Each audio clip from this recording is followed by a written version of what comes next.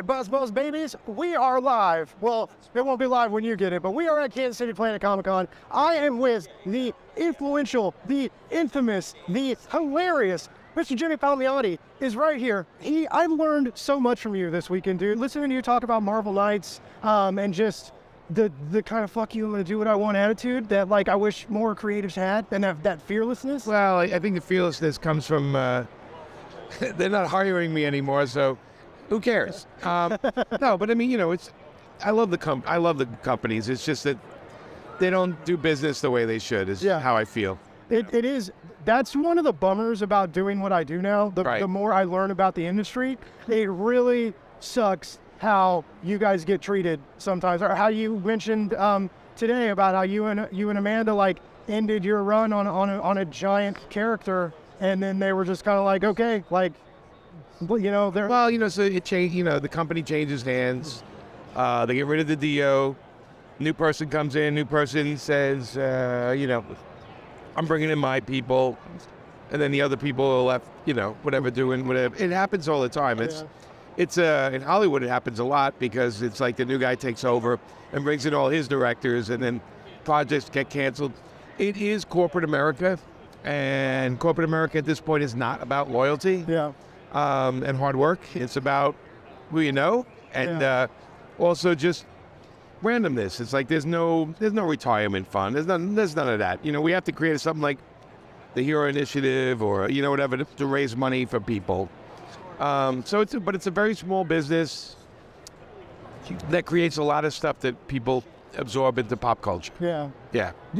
So when you have to deal with the negative aspects of this industry, but still you still come to these things, you get in front of crowds, you talk to weirdos like me. Yes, and you absolutely about that one. Yes. But you still get excited about it. You still have a lot of passion. And I know it helps that you're doing more crowdfunding stuff now, and you're more in control of your comic destiny. I like the fans. So I buy comics. I read them my whole life. I collect them. So the comic fan, I'm the comic fan. I am, I'm the same guy as you guys. It's just I have a job doing it. You might have a job doing this, but I doubt it pays well. But anyway, so Amanda and I love seeing the fans and hanging out, and and we're celebrating the work. It's not about, in the panels we could talk about stuff, but when people come up and they love the work and tell you, like, what could be better? You have a job where people are telling you how much they love it. I mean, it's like, it's hard not to get excited about that, and even if I bitch a little bit, I'm actually a pretty positive person. I just bitch a little bit, and then I get out of my system like everybody else, and I move on. And then doing my own books makes me happy. And I still like working for other people, and I have some stuff I'm doing for other places. But it's part of the job is to kind of see what's out there, see what's interesting, and I'm in a good position where I can pick and choose these days. I speaking of the good position, looking at the new the new Jane Kickstarter is live right now. You guys can check that out. And I mentioned, I asked a question in a panel about if you struggled with getting your audience to pay that Kickstarter premium, right? And I really liked what you said. And you basically said, no, I don't, because I give a lot in these, and I've heard this from other Kickstarter creatives too that have done stuff in the direct market and moved to Kickstarter, that it's a comic buying experience, right? It's different, and you're more involved in the process. I mean, you go to a comic store and you buy a Harley book I've done or something. You buy it from the store, and there's a store middle guy, and then there's the company I did it for, and it's very removed from me. So my job is I wrote the script, and then I hope for the best, right?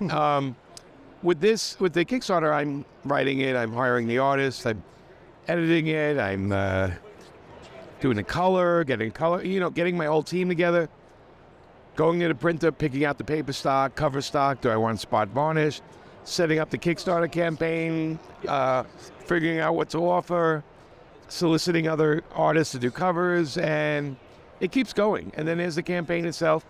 and then there's the shipping, thousands of packages, and it's very involved. So it's not just me handing it a script and then see you later. And yeah, you don't use a fulfillment center. That really surprised me. No, it's me and my buddy Patrick. We do it, and it takes us a couple of weeks. But I've done 21, and we've never had a person not satisfied. That's awesome. Meaning, no matter, even if the most difficult, we've had a couple of difficult people, but we call them and we talk to them and we say, okay, if you're not getting at your address, give me we figure it out. Yeah. Right? So we go the extra mile. Plus, I'm at the shows, meeting people, talking about it. You don't see the companies at the shows anymore. They don't come to shows. And so you don't really have anybody you could talk to about, from the big two and say, hey, what's going on? You know what I mean? Yeah. Because they already have their readers locked in a way. So for me, I have to pitch everything I do again every time. And the good news is everybody who backed my old Kickstarters usually backs the new ones right away because they have a very satisfying experience. And that's the best I can do is make sure everyone's happy. And when the next thing comes, if it's interesting, they back it. I love that you said that in the panel too. Like one of your goals is like, yes, I keep my people happy, and not just consumers. Your creatives, your artists, you like you said, you pay in advance and you pay well. Everybody benefits. I am not a money motivated person. Otherwise, I would be doing something else for a living. But I am a fair player. I want to make sure everybody's getting paid. Everyone makes profit. Everyone's happy. I make sure my guys, they tell me, I want 100 books. I'm like, all right, give you 100 books. Right. Tell the printing, order 100 more. It's an easy thing to do, but it's amazing how many people don't do it. Yeah. And it's the way I was brought up. It's all teamwork. So we're on the same team. If I'm going to benefit, I want all my guys to benefit. Yeah. And vice versa. I benefit from knowing them, working with them.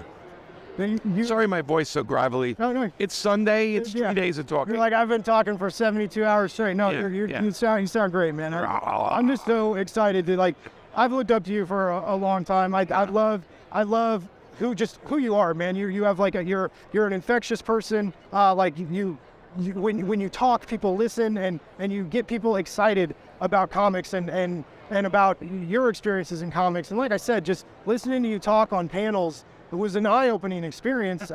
You and Eastman and Claremont, and to just the knowledge that you guys had on that stage. I mean, I'm between two greats up there. Chris wrote the books I grew up reading, and Kevin is just like an example of it's the American dream. Yeah. I dreamt of some turtles, and all of a sudden he's got an empire.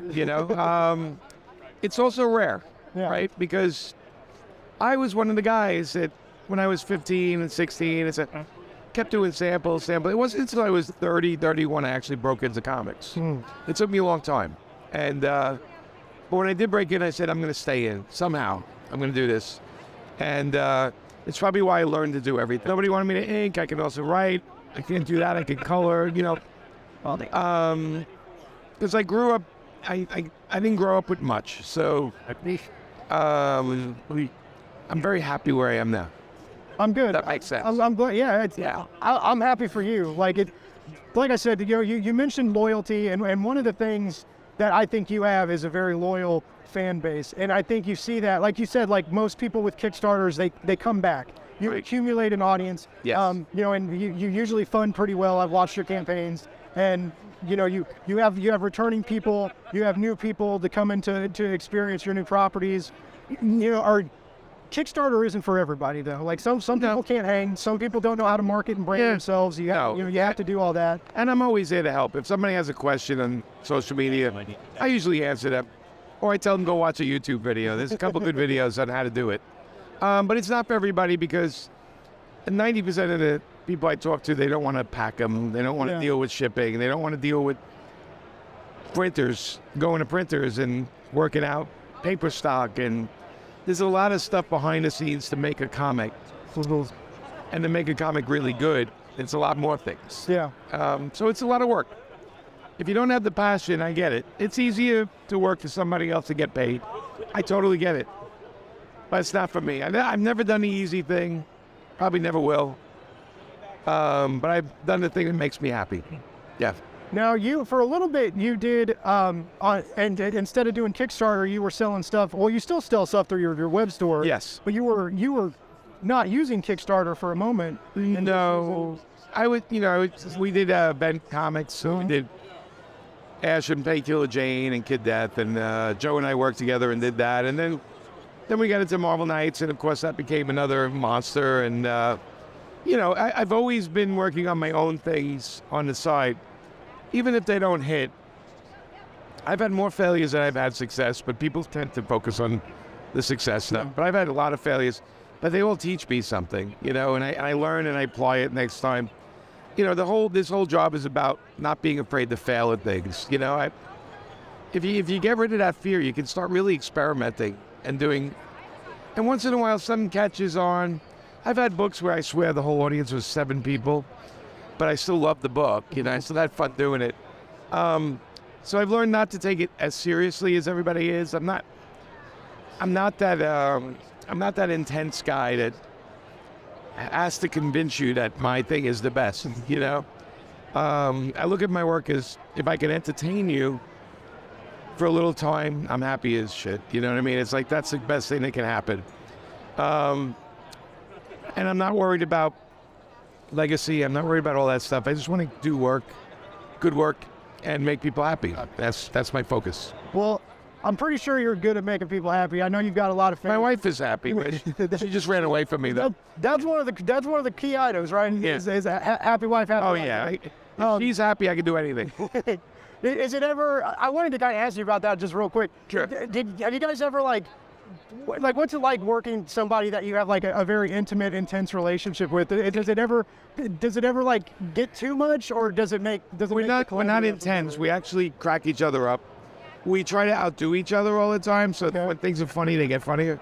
And she's pretty good at, if I have something to say, listening and then disagreeing or agreeing, and vice versa. So we give our point of view.